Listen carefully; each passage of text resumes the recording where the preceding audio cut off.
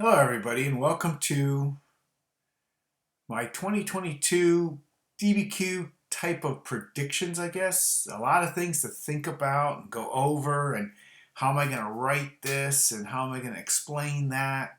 How do I use a document? I'm not going to go into a whole lot of detail with that. I have other videos on how to actually write the DBQ. You can watch that.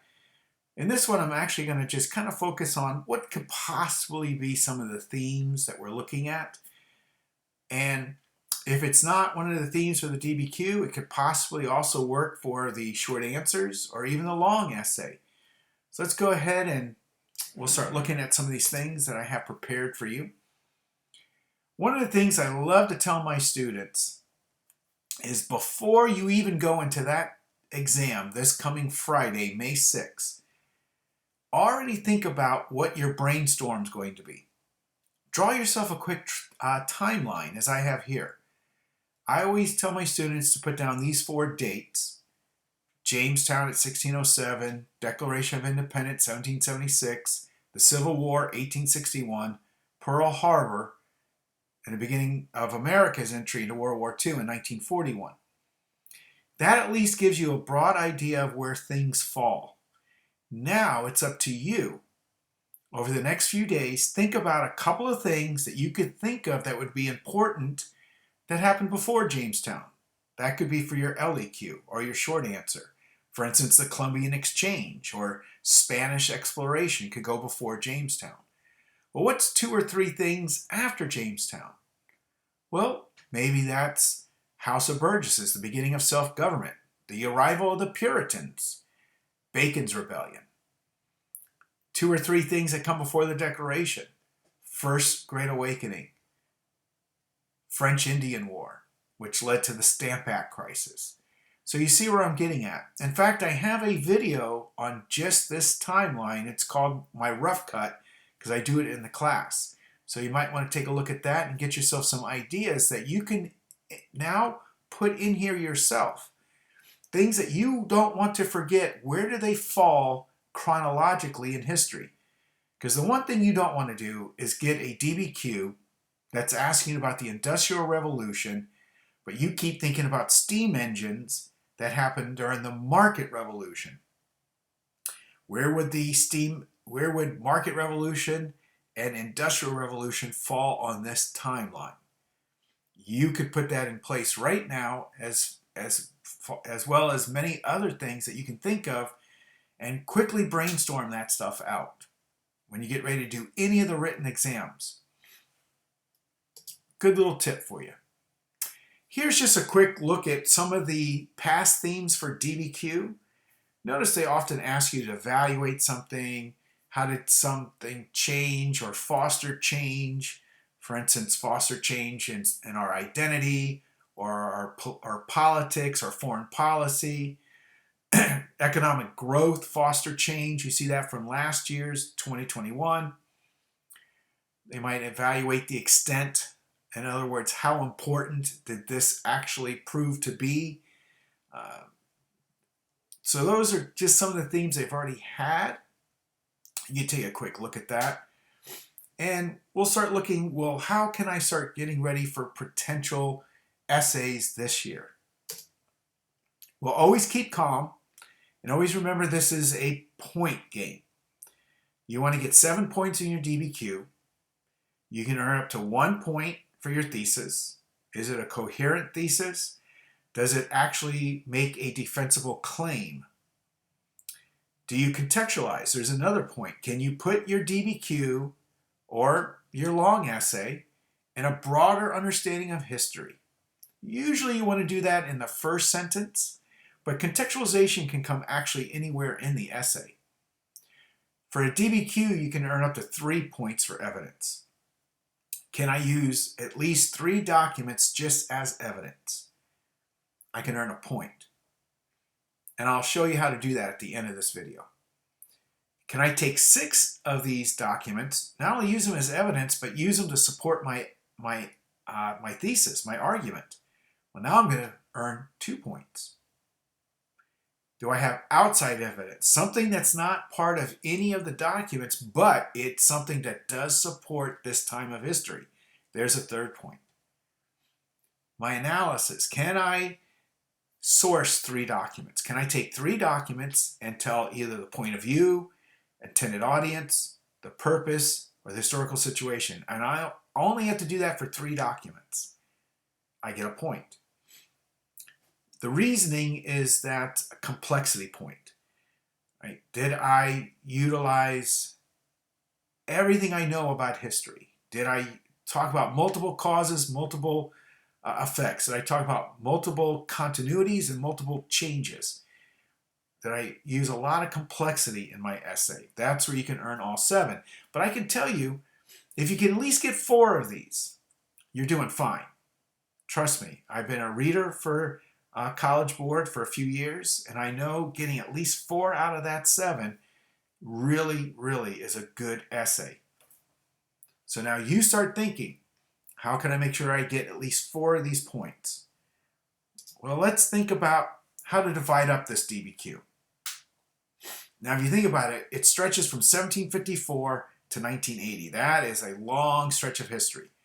So I'm going to break it down into these 5 sets, as you see here. And I'm going to talk about how you can think about contextualization if it falls in one of this time periods, and perhaps some of the topics that could be talked about. For instance, if it's that first one, 1754 to 1800, utilizing the key concepts that they have, they kind of give you an idea of contextualization, right? If you talk about early colonization of the British and how they set up their colonies, right, to serve the purpose of the mother country, yet they practice things like salutary neglect that could eventually lead to the Revolutionary War. All right, you're contextualizing. You're not explaining things in depth. You're just setting the stage historically for what's going on. Perhaps you talk about how the American Revolution is developing a new democratic or a republican style of government that eventually will take place over the next couple hundred years. You're contextualizing. Maybe they want to ask you some early question about migration, heading west, and the competition for resources that takes place. That could be an essay on the French Indian War right there, and you've contextualized the conflict of going into the west, crossing the Appalachian Mountains. Some of the potential thoughts and themes as well, where you've got the French Indian War. They could ask you about a growing identity. How did this lead to a growing identity of us as Americans? Perhaps there's a thought in there as to why Native American tribes would rather side with the French and not the English or the Americans. It's probably going to be because of land. Usually it's land. The pre-revolution period, the Stamp Act crisis, now that actually was a DBQ a couple of years ago. However, maybe this shows back up in a short answer, or maybe it shows up in your long essay. The changing role of women because of the revolution, their participation in it, that eventually led to that Republican motherhood concept that they had. The role of African Americans in the revolution. Many of them fought for their freedom.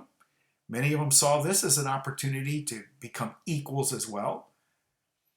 The First Continental Congress eventually led to an Articles of Confederation. What were the Articles? Why were the Articles considered a weaker government after the American Revolution? Why did certain men want to either amend or change the Articles, or eventually get rid of them altogether and create a constitution? How did the Federalist Papers support the need for the Constitution? How does something like Shays' Rebellion, a very specific event, play into the idea of men who wrote the Constitution? Right? Daniel Shays, a former veteran of the American Revolution, loses his farm, as do thousands of people in Massachusetts, and they decide to start a rebellion to get their land back. Could you argue that this helped white landowning rich men wanting to make sure they hold on to property and they wanted a stronger government? Perhaps. perhaps you could write that. The nation building period that comes afterwards. Once you get a constitution, you're going to have a brand new president in Washington, but political parties emerged. Why? Their political parties aren't in the Constitution. Why did they emerge? What was the argument between Jefferson and Hamilton? Why did Jefferson hate Hamiltonian economics? How do they interpret the Constitution? Strict or loosely? Why does that matter? Those are thoughts that you can come up with in an essay. Perhaps they ask you about changing foreign policy or changing domestic policy at this time period. Now you notice I have a different color here because I'm going to start showing you some color coordination where some of these things can line up in a different time period. For instance, you could perhaps get an essay that asks you, look at the changing foreign policy from 1790s to the 1830s. And I'll show you in the next slide how that would line up. So here you have that early nation building, impressment, right? The British are constantly impressing merchant sailors, American merchant sailors into their navy. Washington, Adams, Jefferson, Madison, they all had to deal with that. Why does Washington declare neutrality? How did that neutrality stay with us until World War I? And then we go back in isolation for a little bit, but then by World War II, it's over completely. What's the importance of the Whiskey Rebellion? Very much like Shays' Rebellion. Farmers. The bust, the Bank United States. XYZ affairs. Alien and Sedition Acts during Adams' administration. Why did Jefferson react so violently towards it, so angrily towards it? And he wound up creating this compact theory of government. The idea that the 13 states existed before the Union and created the Constitution, thereby being superior to the Constitution and the federal government, and they can nullify law. And make sure you know something about nullification. The South isn't the only one that tries to nullify law. The North will always nullify fugitive slave acts. So the North is nullifying federal law, and the South is doing it too. So, and this led to a rise of sectionalism. And we'll see how this now compares to the early 1800s. So we get to that next section of history, that 1800 to 1887. Now there's a lot here, obviously. This is a bigger stretch of time. So you have a little bit more contextualization we can do. It depends. If we're talking about the building of a modern democracy, the rise of mass democracy that happened at the early stages, the market revolution that came, innovation in technology, agriculture, a growing American economy. You might remember a guy named Henry Clay. He called this his American system. The United States is increasing in foreign trade at this time period, especially by the 1850s. They reach out to Japan, for instance, during this time period. Going a little further for contextualization, maybe you get closer to the Civil War now. So we're now in this expansionist period. That's the Mexican War. That's Manifest Destiny. Very deep regional divisions are happening because of slavery. The failure of compromise is going to happen at this time period. And eventually the Civil War, which brings about Reconstruction.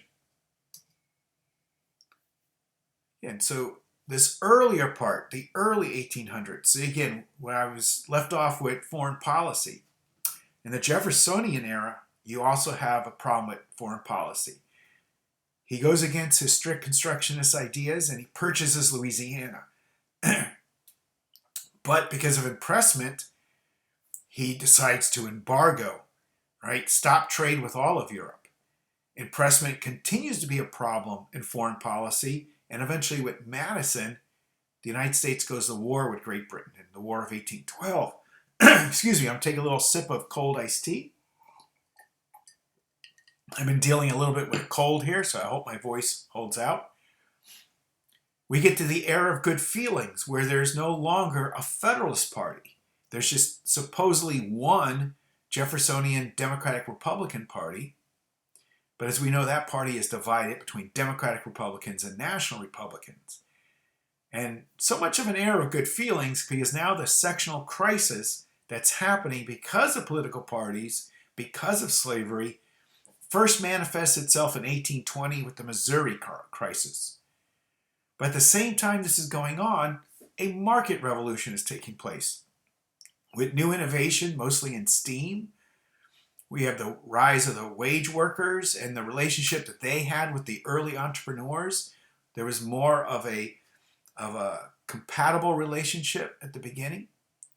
This gave way to a second great awakening and a reform movement, abolition, temperance, and suffrage. These are all things that you should kind of take a look at as a potential for a DBQ or a long essay. Of course, you'll see how this will compare to the Industrial Revolution in just a few moments. Of course, Jacksonian era is also a time of mass democracy, but we had bank wars just like you had in the 1790s, bank wars. You have them again here in the 1830s. There's an Indian removal. And just like in the 1790s, nullification. So in that last slide you saw where Jefferson brought up nullification. He was angry over Alien Sedition Acts. Now you have the Vice President, John C. Calhoun. He's upset over tariffs. And he brings back this nullification thought. And that chewed up 4 years of Jackson's first term in office. We have new immigration coming now, the Irish and the Germans, but that gave rise to nativism, the idea that America is only for Americans. It brought about a political party called the Know-Nothings. There's your manifest destiny, our westward migration. That brought about because of Louisiana. That also led to more and more sectional divide and eventually secession. That, by the way, is where also Missouri Compromise can fall in. Of course, again, I add again, the bigger thing of abolition and suffrage is still going on. The Mexican War. How did the Mexican War affect the Democratic Party? It's an interesting thought. The Democratic Party, Jefferson's party, Jackson's party, a states' rights party, also a pro-slave party. But you start to find out that your northern Democrats, like David Wilmot, are free soilers now. And a free soiler is somebody who is not opposed to slavery, but doesn't want to see it go west because of the market revolution. They see industry going west, and they do not want men to compete for jobs when the South might bring slavery there. That is going to fracture the Democratic Party. Popular sovereignty was a way to try to fix this. Well, I tell you what we'll do. We'll allow people in the new territories that we acquire from Mexico to vote for themselves if they want to become a slave state or not. That's not going to work either, right? We fall into this era, the failure of compromise. 1820 was Missouri. 30 years later, you get the Compromise of 1850. So Missouri was about a territory coming in as a slave state in the Louisiana Territory and then creating a divide. Everything north of a 3630 line would be free and everything south would be slave. But that was lining up to what the United States had already kind of created more organically. But now California wants to come in not as a slave state in 1850, but as a free state. So this is going to change the Missouri Compromise. You can't have that line going all the way to California like the South wants. So in order to try to appease everybody, California can come as a free state, but the rest of the territory will decide by itself by popular sovereignty. And we know that's a failure because eventually you got the Kansas-Nebraska Act, and that led to death. That is really the first shots of the Civil War. And then there's this Dred Scott decision that takes place. This idea of citizenship. What is citizenship? The Supreme Court at this time period ruled in a very terrible way that free black men can never be citizens of the United States, and that slaves are property, and that property cannot be denied in any state. So there's no longer a free state. So all this did was bring us closer to the Civil War, closer to the precipice of actual war. And the election of 1860 with Lincoln is the catalyst for that. Now, they're not going to ask you to write an essay about the war itself, but what were some of the things that causes the war? What are some of the effects of the war?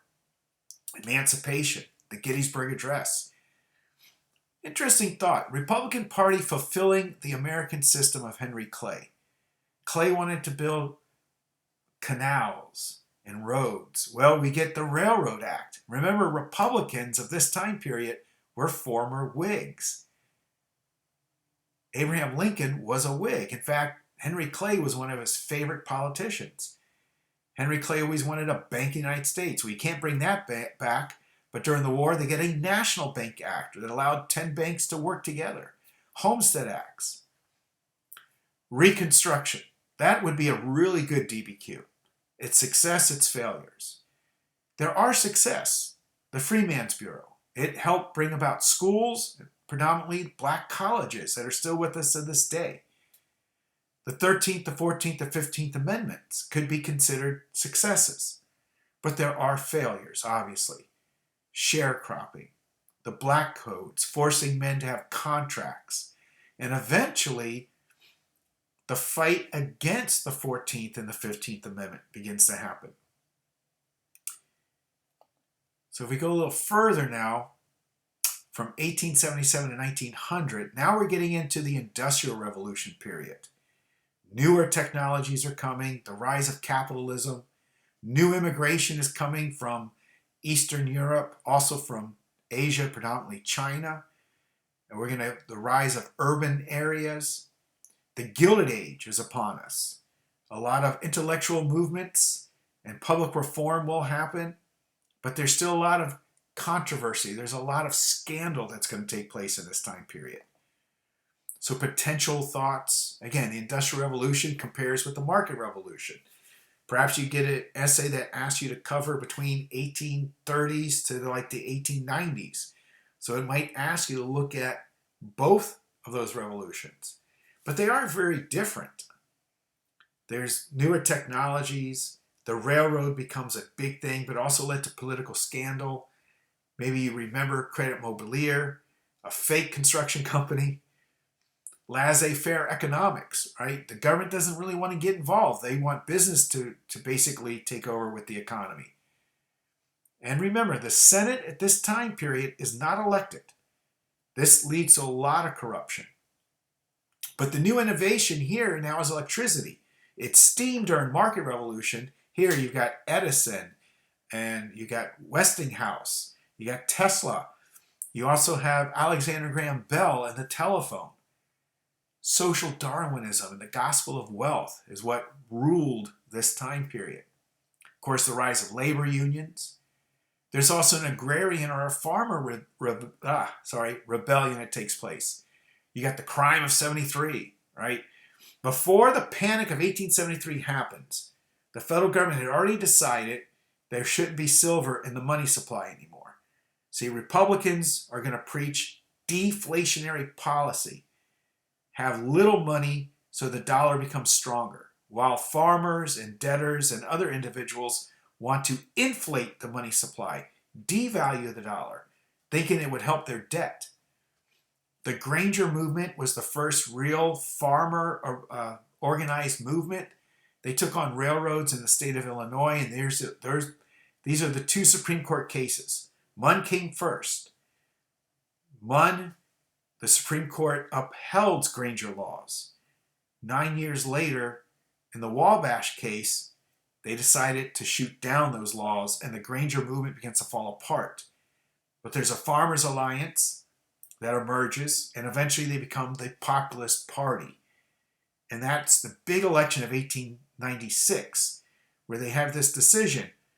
Are we going to is the country going to embrace more of a maybe a socialism agenda, where the government has a lot more control in things, and that's what the Democrats and the populists want?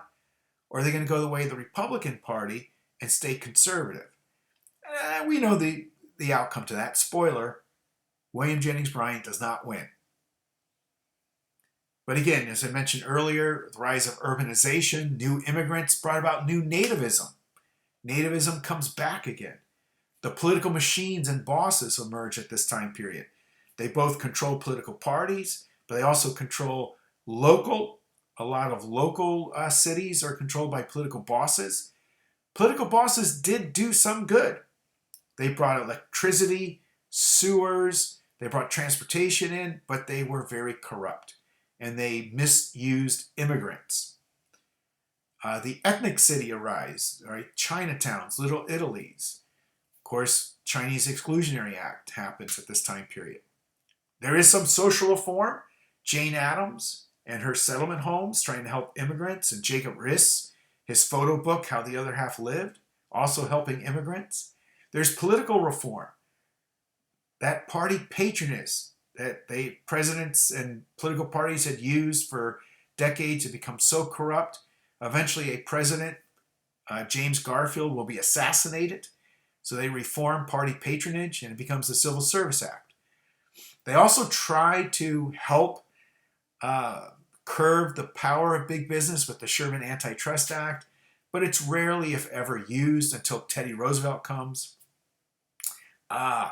Here's where we can line up Reconstruction in blue in the previous slide. Segregation and Jim Crow laws, right? Reconstruction's failures. Right? They started with black codes back then, sharecropping. By the end of the 1900s, by the end of the 19th century, going into the 20th century, we now have full-on segregation because of Plessy v. Ferguson. Booker T. Washington, controversial, right? Why does he accept segregation? W.E.B. Du Bois, why does he dislike Washington? He founds the National Association for the Advancement of Colored People, the NAACP. Why does he do that?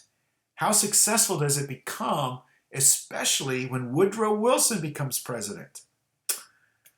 Interesting thought there.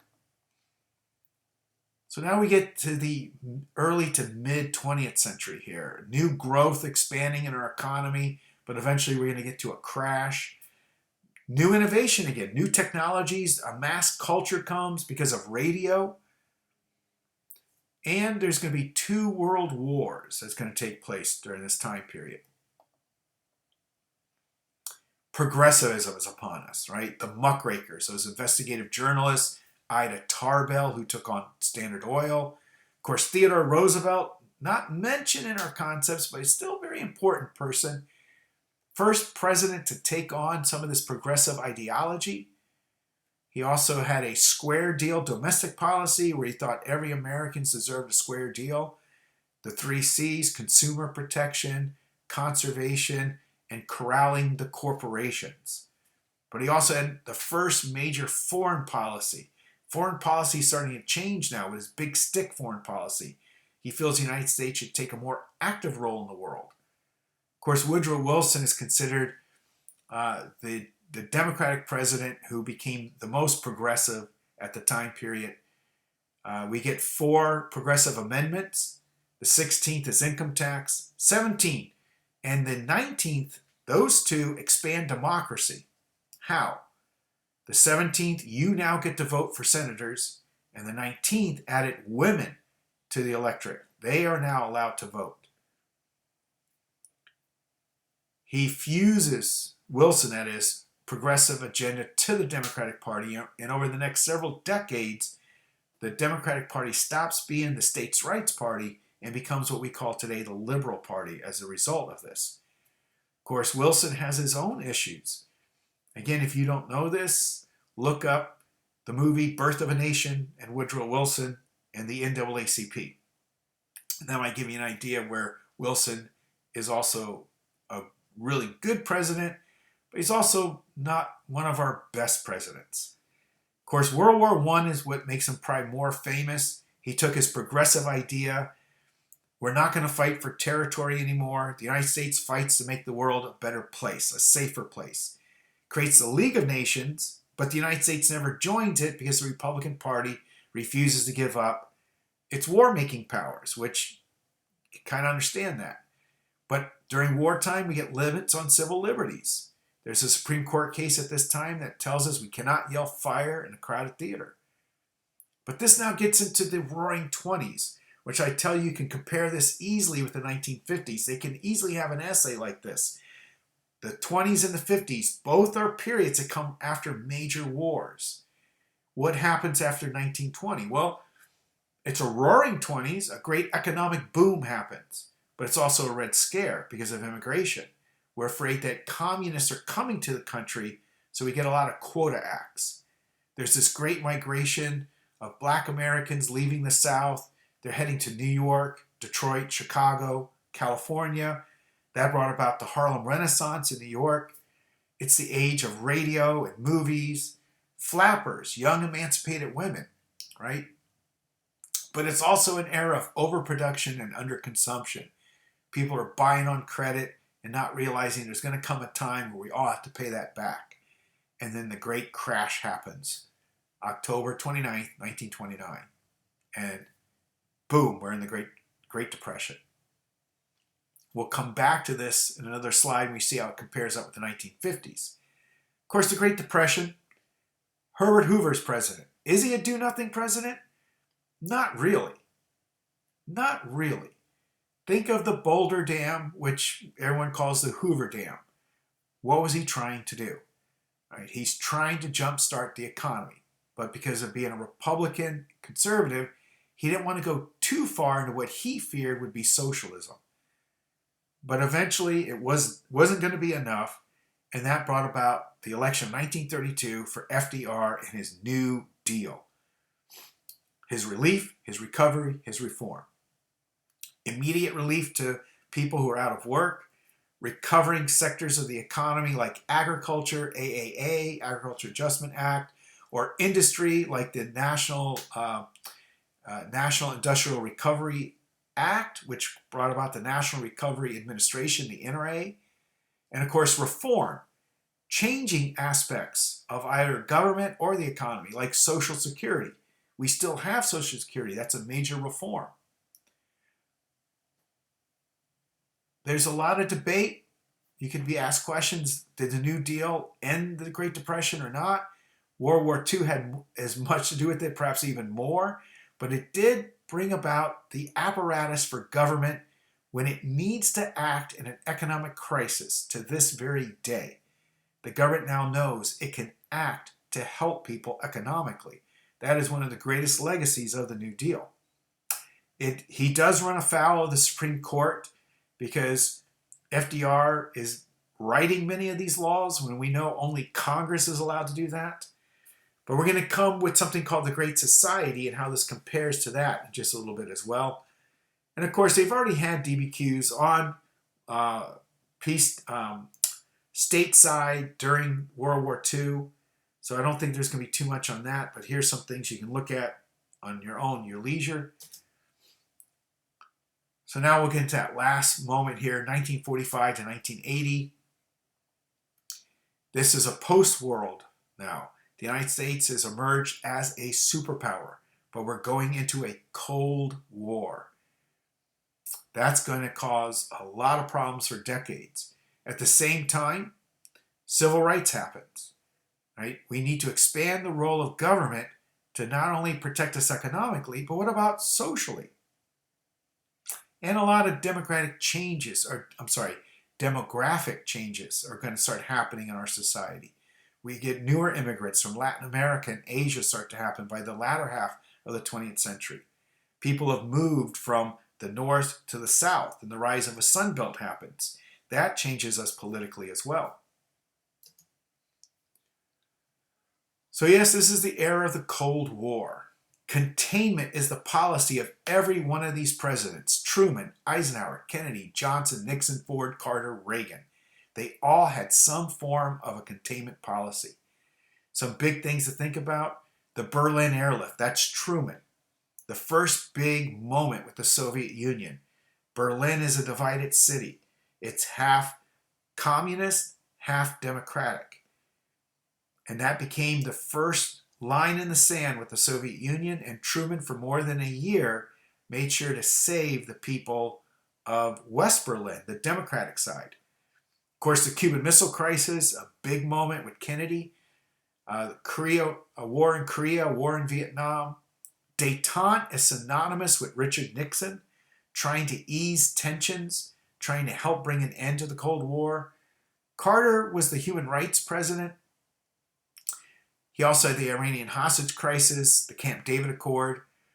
Reagan, you won't really get Reagan in a DBQ. There was a conservative essay, the Conservative Revolution essay, about 5-6 years ago. He'd probably be in an LEQ or a short answer. Again, 1920s, compare here for the 1950s. Post-war economic boom in the 1950s, just like in the 1920s. But here, and there's also a migration taking place. In the 1920s, you have the Great Migration that led to the Harlem Renaissance. Here you have a migration of people just leaving the big cities and going to the suburbs or heading south to what we call the Sun Belt. That's a migration. That's a compare thing. There's also a decade of conformity. We want everyone to be the same because of the Cold War, especially women, though. Women were supposed to now, they helped build the war machine. Now they want them to be at home. You can understand why a feminist movement is going to emerge within a decade of this. A Red Scare in the 1920s, there's a Red Scare in the 1950s because of McCarthyism.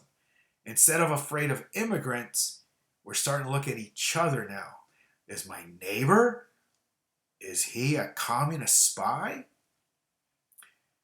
The 1920s is the age of jazz. The 1950s, the age of rock and roll and the teenager. So there's a lot of comparison here. They can ask you some kind of an essay that covers from 1920 to like 1960 about how did such and such foster change in our society.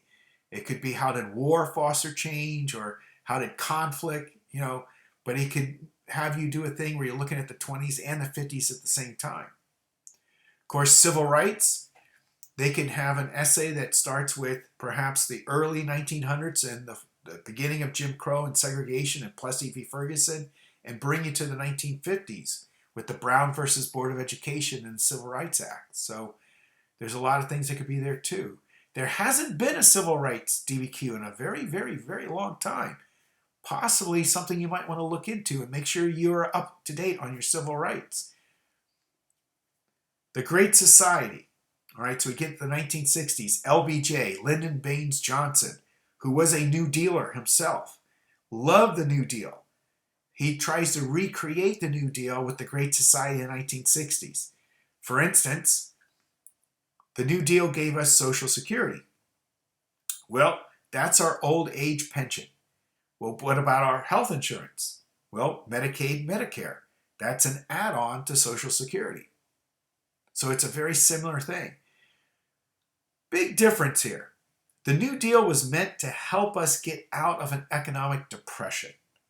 The Great Society came at a time when the United States was probably at its richest moment it's ever been at. Unfortunately, you're spending billions of dollars on these types of programs at the same time Johnson goes to war in Vietnam. And that hurt, right? That hurt. Where like the New Deal, Great Depression, World War II helps economically and helps unite the nation. This, Vietnam, is going to hurt us economically and it's going to divide the nation. So there's a lot of things you can talk about those two periods as well. And how we got into the Vietnam War, how that led to a counterculture movement in America, Students for Democratic Society, SDS, the rise of hippies, which again is a political movement. There's a great recession that takes place in the 70s because of spending on Great Society and the Vietnam War that led to a lot of scandal, Watergate, equal rights amendments, that's the feminist movement that's taking place, and a lot of loss in political confidence begins to happen. And that's where you're going to get right to the edge of 1980. So that's where I'm going to stop there. But I do want to give you a couple of quick ideas on a DBQ, how to use a document. Let's say you had something on the New Deal. and this is one of your documents. You could use it as evidence, and you could source this thing. Perhaps they're asking you something about, was the new, evaluate the effectiveness of the New Deal.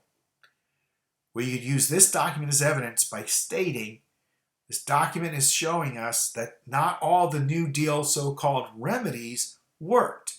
You see here is FDR is acting as a country doctor, and Uncle Sam, portraying America, is the sick patient. And there's all those New Deal remedies, and nothing quite seems to work, showing that the New Deal wasn't as 100% successful as some people might have thought. That's evidence. You can now source it. You can source this document at the same time. You just did your evidence, period. Now you can say, the point of view of this author was actually to show you that the New Deal was a failure. Or you can say, the purpose of this document is to prove the point that the New Deal was a failure. See, if you have those two sentences there, the reader's going to see that and accept that you have used it as evidence and you've sourced it. You can use the same document for evidence and source. Because remember, you're only sourcing a document 3 times. They're not asking you to do all 7. They only ask you to do 3. So if you're trying to do all 7 documents, you know at least 3 of them you're going to double dip. My tip to you is try to do as many documents as you can. Try to do more than 3. Because what if you get 1 wrong? If 2 is right, but 1 is wrong, you're not going to get any points. So if you can at least do 4 or 5 or 6 documents, you have a better chance of getting at least 3 right for evidence and 3 right for sourcing. Here's another example. Let's say you get a document just like this. This was one right from a DBQ. Jane Addams. Okay, you think, okay, Jane Addams, social reformer. We just talked about it. Okay, she's a lady that wanted to help immigrants. And you decide to start off with the point of view of Jane Addams is she's a social reformer and wants to help immigrants. You're going to be wrong here. Because point of view is, what is her point of view as she wrote this document? So now that means you have to read it. Democracy or militarism? A speech given in Chicago, 1899. As I go through here, I see Spanish War. She's talking about how we used to be more about peace. Then the Spanish War comes. And now the moral issues are confused with exhibitions of brutality. Oh, this is a time period when America was going into imperialism, and there were those who didn't like it, anti-imperialist. Her point of view must be as someone who is an anti-imperialist. I put that there on purpose because sometimes you might know that name Jane Addams, and you might immediately think, oh yes, the reformer who's trying to bring settlement homes. That's her point of view. But this document isn't about immigrants. It's about her view on war and her view specifically on imperialism. So that's where you got to be careful with that. Good example too is Abraham Lincoln. You see a document from Abraham Lincoln. It's his House Divided speech, 1858, before he's President of the United States. But you say, point of view, Abraham Lincoln, President of the United States. Nope, he's not president yet. You say, point of view of Abraham Lincoln, someone who wants to bring slavery to an end. Read that document. See what's in that document. What does he really want to do before you say that? That's why it's important to not only look at the source, but remember, you have 15 minutes to strategize. You're allowed to write all over these documents, circle words, underline things. Try to think about what is here that I could use as evidence and as a source. Are you allowed to quote documents? Technically, you can't quote them verbatim, but you can't quote little parts of it. Right? If you want to use this as evidence, and this was a document on American, evaluate, how did rising militarism foster change in America domestically? Let's say that's the thing. And you start saying it helped bring about people who are anti-imperialist. That's your whole thing. So you use this document as evidence and you say, Jane Addams is someone who was against, obviously, the war in Spain and more than likely against imperialism, because she points out how little kids are now playing in the street, kill the Spaniards. That's all you say. Yes, it says there, little children on the street played at war, killing Spaniards. But you don't quote the whole thing. You just paraphrase a little of that. That's okay. You can do that. You can then source it now in saying that her view, her point of view, obviously is one who's an anti-imperialist and does not like the idea the United States is going overseas and starting wars with people so they can get land. And there you go. Well, I hope this was helpful, especially to my students and anyone else who might be watching this. I know how it goes. The night before especially, you're all scrambling to find something to look at. And if this helped you in any little way, then I'm glad. I wish you all well and have a restful evening.